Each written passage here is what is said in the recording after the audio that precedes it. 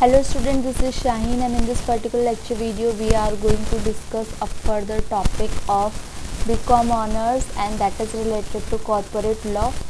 In last lecture video we lastly discussed that what is Memorandum of Association and some of the procedure related to Memorandum of Association. Now we will discuss what is the alteration process of Memorandum of Association. तो अभी हम लोगों ने discuss किया था कि there are various types of clauses that is name clause, object clause, subscription clause and all that. अभी हम डिस्कस करेंगे कि अल्ट्रेशन, अगर मुझे उसमें कुछ चेंजेस लेके आने हैं तो वो चेंजेस मैं किस तरीके से लेके आ पाऊँगी, और अगर मुझे चेंजेस लाने हैं तो उस सिनेरियो के अंदर ये भी देखना पड़ेगा कि अगर नॉर्मल ऑर्डिनरी रिजोल्यूशन से वो काम बन रहा है या उसके लिए स्पेशल रिजोल्यूशन लाना होगा, किस तरीके से आपका पूरा प्रोसीजर रहने वाला है, वन बाय वन डिस्कस करेंगे.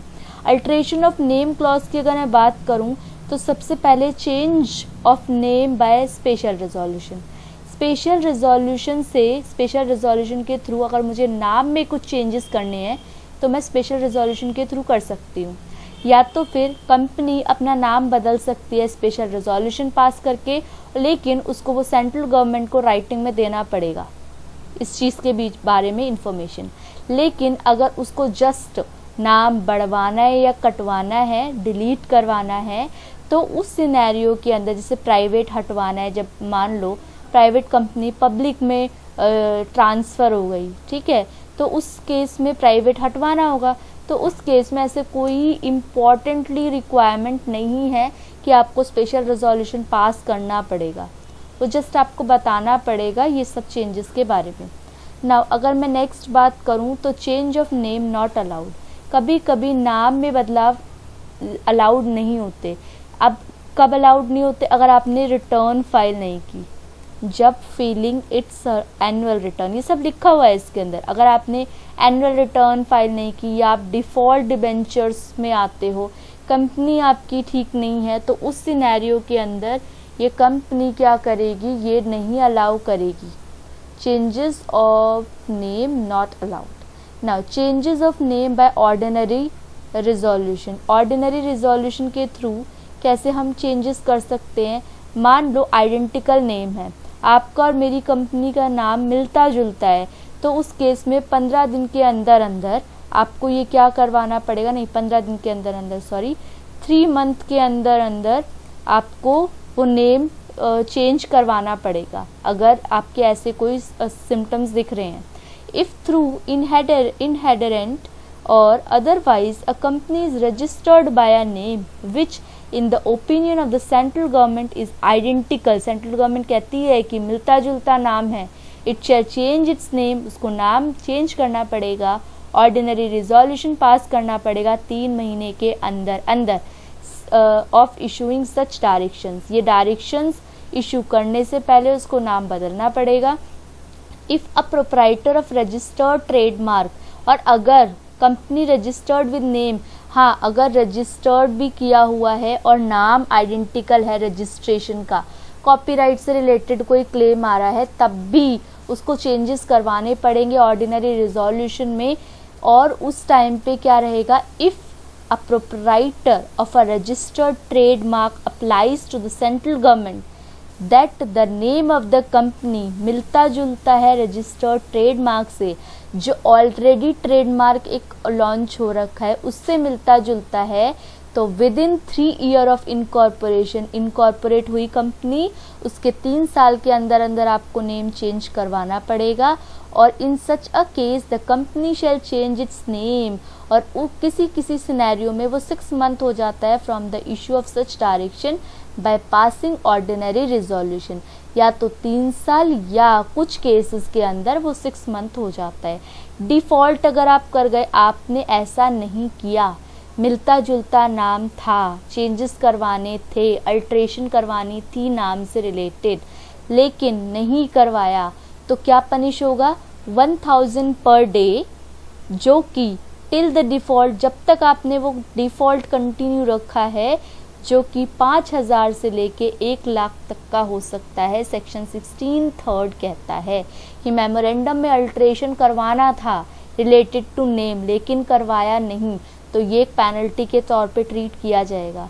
Issuance of new certificate of incorporation, जब कंपनी ने अपना नाम बदलवा लिया है तो it shall give a notice, notice registrar को देना पड़ेगा जो कि somehow related to central government. 15 days, जब चेंजेस हो गए उसके 15 दिन के अंदर अंदर उसको रजिस्ट्रार ऑफिस में बताना पड़ेगा। The company shall apply to registrar in the form, फिर उस फॉर्म में डिक्लेयर करना पड़ेगा। और मेमोरेंडम इनकॉर्पोरेशन एंड मेमोरेंडम, बच्चों ये कुछ समहाउ कुछ ना कुछ टेक्निकल टर्म्स हैं, कुछ ना कुछ आपकी ऐसी टर्म्स हैं जो कि आपको रटनी ही पड़ेगी। तो बस थोड़ी सी हेल्प कर रही हूँ कि आपको कोशिश करूँ, अदरवाइज तो आपको ये लर्न करना ही पड़ेगा।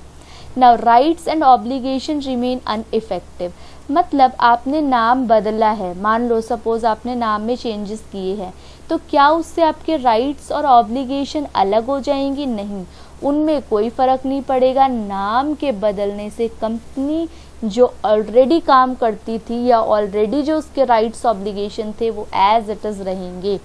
ठीक है, नेक्स्ट बात करते हैं alteration of registered office domicile clause.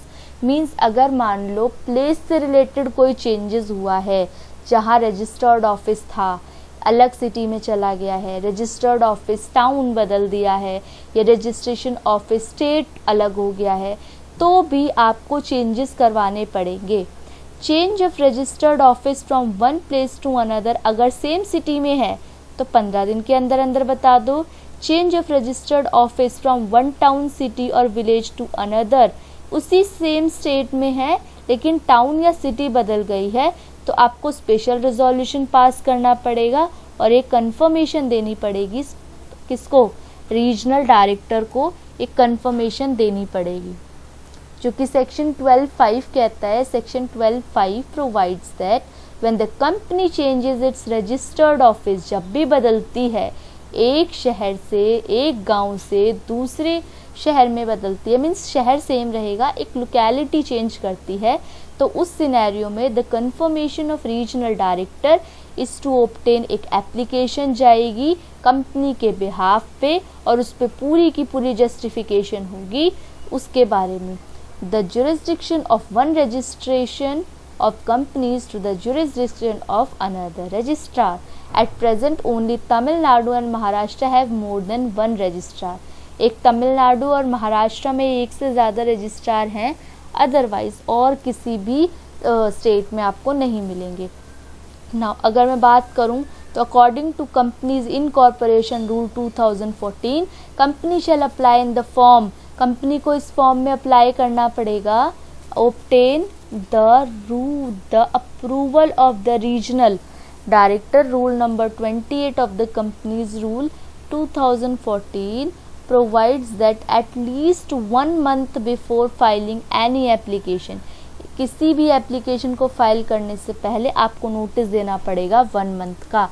एक तो उसको पब्लिश कराना पड़ेगा किसी भी रजिस्ट्रार ऑफिस में इंग्लिश में, या तो फिर उसको किसी और लैंग्वेज में भी उसको पब्लिश कराना पड़ेगा। लिखा है ना, वन वर्नाकुलर लैंग्वेज। एक सेकेंड बच्चों,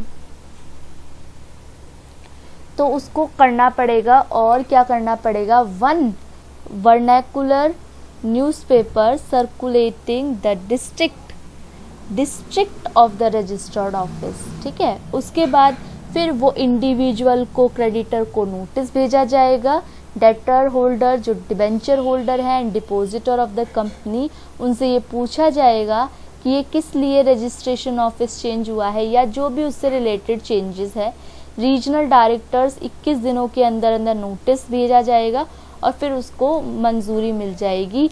the company shall not allowed to change its registered office, नहीं बदल सकती अगर कोई इंक्वायरी चल रही है या तो फिर कोई सूट पेंडिंग है, कंपनी के खिलाफ कोई केस वगैरह चल रहा है, तब भी वो ऐसा नहीं कर सकती। क्या नहीं कर सकती? अपने रजिस्ट्रार ऑफिस को चेंज नहीं कर सकती। फिर confirmation of regional directors to filed with registrar 60 days के अंदर अंदर क्या बोल रखा है? Confirmation registered regional director to be filed with registrar. तो क्या बोल रखा है? अल्टर्ड मेमोरेंडम जो चेंजेस आ गए हैं मेमोरेंडम में रिलेटेड टू ROC 60 डेज के अंदर अंदर कंफर्मेशन मिल जाएगा। The registrar shall issue a certificate, फिर वो सर्टिफिकेट 30 दिन के अंदर अंदर मिल जाएगा। मतलब पहले कहाँ पे जाएगा, रीजनल डायरेक्टर रजिस्ट्रार ऑफिस में जाएगा एंड देन चेंजेस होंगे। Notice of change to be given to registrar, फिर रजिस्ट्रार को आपको नोटिस भी देना पड़ेगा। अगर रजिस्टर्ड ऑफिस एक स्टेट से दूसरे स्टेट में जा रहा है तो क्या सीक्वेंस होंगे, ठीक है, तो क्या चेंजेस होंगे ये भी आप देख लो कि स्पेशल रिजोल्यूशन पास करना पड़ेगा 30 दिन के अंदर अंदर, ये इम्पॉर्टेंट है। फिर कंफर्मेशन बाय सेंट्रल गवर्नमेंट, आपको कंफर्मेशन लेना पड़ेगा।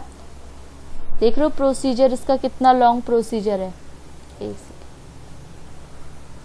फिर उसके बाद MOA में अल्ट्रेशन करवानी पड़ेगी, उसका अल्ट्रेशन का आपको कॉपी देनी पड़ेगी। Copy of minutes of general meeting, copy of special resolution, एक क्रेडिटर डिबेंचर होल्डर की उनके नाम पते के साथ क्या होगा, एड्रेस वगैरह लिस्ट दी जाएगी उनको। एफिडेविट होगा कंपनी के सेक्रेटरी का, एफिडेविट होगा सारे डायरेक्टर्स ने उसमें साइन किए होंगे, और copy of acknowledgement given by the registrar, एक कॉपी दी जाएगी रजिस्ट्रार को। फिर उसके बाद 30 दिन के अंदर अंदर गवर्नमेंट को फॉर्म दिया जाएगा IN-23 और वो इससे रिलेटेड डिस्कशन करेंगे। बहुत ज़्यादा लेंदी हो गया, इतना भी आप लिखोगे ना, अगर आप एड्रेस मतलब अल्ट्रेशन रिलेटेड टू अगर डोमिसाइल क्लॉज है उससे रिलेटेड अगर अल्ट्रेशन है तो क्या क्या करना पड़ता है। 3 केसेस हमने पढ़े, अगर सेम लोकेलिटी में हो रहा है, डिफरेंट लोकेलिटी में हो रहा है लेकिन शहर एक है, और अगर शहर भी बदल दिया गया है तो क्या क्या रिजोल्यूशन पास करने पड़ेंगे। अगर ऑब्जेक्ट क्लॉज में कुछ भी अल्ट्रेशन करने हैं तो क्या करना पड़ेगा, एक स्पेशल रिजोल्यूशन पास करना पड़ेगा। रजिस्ट्रेशन के लिए चेंजेस करने पड़ेंगे और सर्टिफिकेट ऑफ रजिस्ट्रेशन देना पड़ेगा। तो इसके अंदर क्या बोल रखा है, this provision does not apply to 1 person company और companies having up to 200 members के लिए ये अप्लीकेबल नहीं है ऑब्जेक्ट क्लॉज, ठीक है। फिर रजिस्ट्रेशन में चेंजेस करने पड़ेंगे, फिर रजिस्ट्रेशन में जो चेंजेस करने पड़े हैं वो सर्टिफिकेट आपको रजिस्ट्रेशन ऑफिस में भेजना पड़ेगा।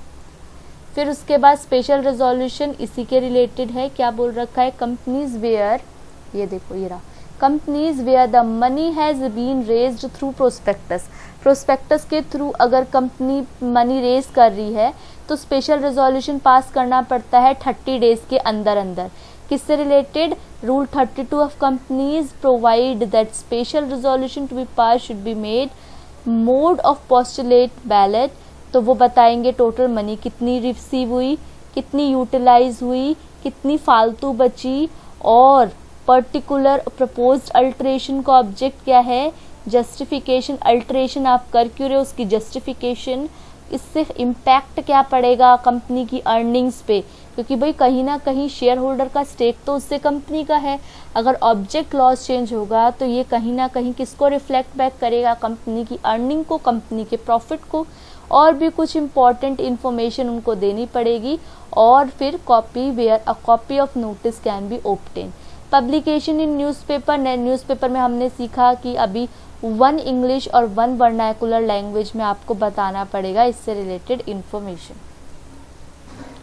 फिर आपका आ जाता है dissenting share holders, promoter and share holder shell provide an opportunity, उनको अपॉर्चुनिटी दी जाएगी अगर उनको कंपनी से निकलना है कि नहीं निकलना। क्योंकि देखो ऑब्जेक्ट क्लॉज ना, ऑब्जेक्ट क्लॉज इसलिए भी इम्पॉर्टेंट हो जाता है क्योंकि देखो ऐसा तो है नहीं कि नेम में अल्ट्रेशन हो रहा है, ऐसा तो है नहीं कि एड्रेस में अल्ट्रेशन हो रहा है, इन दोनों में अल्ट्रेशन एक बार को शेयर होल्डर्स को इनका इतना ज़्यादा इफेक्ट नहीं करता, लेकिन ऑब्जेक्ट ही कंपनी का बदल जाए तो उस सिनेरियो में वो क्या हो जाएगा, क्या हो जाएगा, चेंजेस लाने पड़ेंगे। और चेंजेस अगर लाने पड़ेंगे तो फिर आपको सबसे पहले किससे पूछना पड़ेगा, शेयर होल्डर से, और फिर रजिस्ट्रेशन ऑफ अल्ट्रेशन करना पड़ेगा। कैपिटल क्लॉज से रिलेटेड बात है तो ये भी यानी हाउ इम्पॉर्टेंट है। कैपिटल क्लॉज से अगर आपको चेंजेस लेने हैं तो आपको अगर कैपिटल क्लॉज से चेंजेस लेने हैं तो alteration of capital, share capital reduction, variation of right of share holder और अल्ट्रेशन ऑफ, अब एक एक करके पढ़ेंगे। इन 3 की डिस्कशन करेंगे, 1, 2 and 3 and hope so chapter complete हो जाएगा। अल्ट्रेशन ऑफ शेयर कैपिटल, अगर मुझे शेयर कैपिटल में कुछ भी चेंजेस करने हैं तो मैं क्या करूँगी, limited company authorised bye its article बोल रहा है तो वो ऑर्डिनरी रिजोल्यूशन के थ्रू चेंजेस कर सकती है कैपिटल के अंदर। शेयर कैपिटल बढ़ाना है, कंसोलिडेट करने हैं, सब डिवीजन कंसोलिडेट मीन्स इकट्ठा करना है या डिफरेंट डिवाइड करना है, फुल्ली पेड शेयर्स को कन्वर्ट करना है या कैंसिल करना है या नए इशू करने हैं, ये सब किससे रिलेटेड है, शेयर कैपिटल से रिलेटेड है। शेयर कैपिटल बढ़ानी है, शेयर कैपिटल की कंसोलिडेशन करनी है, एक जगह इकट्ठा करना है, उसकी सब डिवीजन करनी है, बांटना है, फुल्ली पेड मुझे शेयर्स को कन्वर्ट करना है, मुझे कैंसिल करने हैं अपने शेयर्स जो भी फालतू के हैं या मुझे नए इशू करने हैं।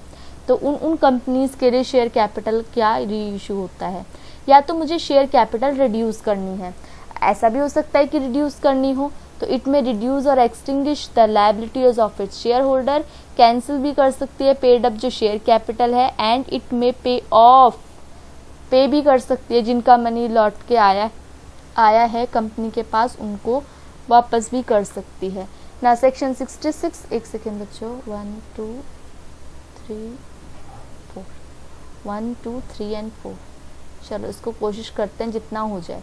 The article must authorize section 66 of the Companies Act NCLT procedure, अगर मुझे शेयर की रिडक्शन करनी है तो कुछ प्रोसीजर देना पड़ता है। आर्टिकल मस्ट ऑथराइज, आर्टिकल होना चाहिए, स्पेशल रेजोल्यूशन पास करना चाहिए, एनक्लैट के थ्रू आपको एक पिटीशन फाइल करनी चाहिए, क्रेडिटर की लिस्ट दोगे, उनको वेरीफाई कराओगे ऑडिटर से, 15 दिन के अंदर अंदर नोटिस दोगे, सेंट्रल गवर्नमेंट को बताओगे, रजिस्ट्रार को बताओगे, सेबी को बताओगे। ये किससे रिलेटेड है, अगर आपको रिडक्शन करनी है तो ये तो छोटे छोटे से पॉइंट्स हैं। उसके बाद tribunal shall consider the representation made by central government या रजिस्ट्रार या सेबी एंड क्रेडिटर 3 महीने के अंदर अंदर नोटिस के। फिर tribunal shall confirm the reduction, tribunal ने रिडक्शन मान लो कंफर्म कर दिया तो आप ऑर्डर कंफर्मिंग आप आराम से रिडक्शन कर सकते हो, शेयर कैपिटल कम कर सकते हो। फिर उसके बाद इसका भी कुछ प्रोसीजर है। अब आती हूँ मैं मेन मुद्दे पे, ये तो हो गया आपका, इतना भी ज़्यादा वो नहीं है। Reduction of capital and diminution of capital, ये क्या है, अगर मुझे कैपिटल कम करना है जितना मेरा पेड अप कैपिटल है, और diminution of capital is reduction of unsubscribe part. Unsubscribe part means लोगों ने सब्सक्राइब ही नहीं किया लेकिन सब्सक्राइब किया है, हम वापस कर रहे हैं, उसमें कमी ला रहे हैं, ये हमारे पास आया ही नहीं पैसा, ये स्पेशल रिजोल्यूशन पास करना पड़ेगा, इसमें ऑर्डिनरी रिजोल्यूशन पास करना पड़ेगा, इसमें कंफर्मेशन ट्रिब्यूनल से लेना पड़ेगा, इसमें ऐसा कुछ नहीं है। In this case the tribunal order the company to add word reduce लिखना पड़ेगा यहाँ पे, इसमें डिम्यूनेशन के लिए कोई भी नहीं है। Diminution is related to unsubscribed part of the issued capital और it is related to subscribed part. It require an elaborate procedure before reduction. The company has to notify to registrar, 30 दिन के अंदर अंदर बताना पड़ेगा, यहाँ पे रजिस्ट्रार को सर्टिफिकेट भी लेना पड़ेगा। Variation of right of share holder, section 48 कहता है कि कुछ वेरिएशन होते हैं आपके शेयर होल्डर से related. The memorandum and article of companies must authorise, special resolution pass करना पड़ता है, इसके लिए भी राइट ऑफ शेयर होल्डर में अगर आप वेरिएशन कर रहे हो, बढ़ा रहे हो, घटा रहे हो, दोनों ही केसेस में। फिर उसके बाद obtain the consent of at least कम से कम 3/4 शेयर होल्डर आपकी बात से राइट मान रहे हों। फिर उसके बाद do not give their consent not less than 10%, 10% कम से कम होने चाहिए। उसके बाद देखो नेक्स्ट 10%, उसके बाद बोल रखा है कि company shall send the copy of resolution, company को 30 डेज के अंदर अंदर कॉपी रिजोल्यूशन में देनी पड़ेगी। तो और अगर आप ऐसा नहीं करते हो तो इसका भी देख लो कि 25,000 से लेके 5 लाख तक और 25,000 से लेके 5 लाख और 6 महीने की जेल, दोनों भी हो सकते हैं और एक भी हो सकता है। अगर मुझे लायबिलिटी क्लॉज में कुछ चेंजेस लाने हैं तो the liability clause can not be altered, उसको चेंज नहीं कर सकते। So as to increase or make the liability of member unlimited unless the written consent of such member is obtained. Either prior or subsequent to the alteration. ये compulsory हो जाता है कि limited और अनलिमिटेड लायबिलिटी करना उसको return consent में। In case of a club और any other NPO and not for profit association the memorandum में बी अल्टर्ड, वो अल्टर्ड हो सकता है to increase the subscription. Subscription बढ़ाना है तो अल्टर कर सकते हैं क्लब के केस में, एनपीओ के केस में रिटर्न कंसेंट के बिना। लेकिन लायबिलिटी क्लॉज एक ऐसा क्लॉज है कि अदरवाइज अगर क्लब नहीं है, एनपीओ नहीं है, तो उनको अपनी alteration related to liability clause आपको बताना पड़ेगा। आपको क्या करना पड़ेगा, आपको रिटर्न कंसेंट देना पड़ेगा। Company if authorise by its article में अल्टर चेंज कर सकती है मेमोरेंडम में लायबिलिटी से related unliability by passing special resolution. लेकिन ये सब such alteration will not have effect unless, तब तक इफेक्टेड नहीं होगी जब तक कंसेंट राइटिंग के अंदर होगी। तो लायबिलिटी क्लॉज के अंदर आपने ये देखा कि यहाँ पे राइटिंग ज़रूरी हो जाती है कंसेंट। इससे पहले की अगर मैं बात करूँ तो जो आपका ये था, इससे पहले वाला था ऑब्जेक्ट क्लॉज में चेंजेस आप आसानी से नहीं कर सकते। You have to take right from, you have to ask from the share holder because it is somehow related to share holder. Revision करवा रही हूँ ये। फिर उसके बाद memorandum of association name clause में आसानी से आप कर सकते हो, कुछ में स्पेशल रिजोल्यूशन पास करके कर सकते हो, कभी कभी ऑर्डिनरी कर सकते हो। फिर उसके बाद जहाँ पे ऑर्डिनरी कर सकते हो वो वहाँ पे देखा जाएगा कि अगर आइडेंटिकल नेम है, आइडेंटिकल रजिस्टर्ड ट्रेडमार्क है तो आपको चेंजेस करवाने पड़ेंगे। लेकिन अगर आप नहीं करवा पाते तो या तो 1000 पर दिन का जुर्माना होगा या 5000 से लेके 1 लाख तक का हो जाएगा। फिर उसके बाद अगर मुझे रजिस्टर्ड ऑफिस में चेंजेस करवाने हैं तो मैं 3 कैटेगरी बना दी उन्होंने। रजिस्टर्ड ऑफिस सेम सिटी में है, रजिस्टर्ड ऑफिस सेम सिटी में है लेकिन टाउन अलग है, विलेज अलग है, या रजिस्टर्ड ऑफिस किसी और स्टेट में है। किसी और स्टेट में है तो भी हमें ये ध्यान रखना पड़ेगा कि अगर कोई केस वगैरह चल रहा है कंपनी के अगेंस्ट तो वो नहीं करवा सकते। तो होपफुली मैं नहीं बोल रही 110%, लेकिन एनी हाउ 20-30% आप लोगों को क्लैरिटी मिल गई होगी रिलेटेड टू अल्टरेशन, कि अल्टरेशन किस किस सिचुएशन में आप कैसे कैसे करवा सकते हो। बाकी आप गो थ्रू करो इस PDF को। If you face any type of problem you can comment it down and I will try to solve all types of your doubt. Okay, we will meet in the next lecture video. Until you have to subscribe the channel, share the video as more possible, and I am providing the link of Telegram का link मैं आप लोगों को provide कर दूंगी description box में, उसको join कर लो। उसमें कुछ भी आपको डाउट्स वगैरह हो तो मैं आपको सॉल्व करवाने के लिए तैयार हूँ। ओके, तो thank you for watching and be happy.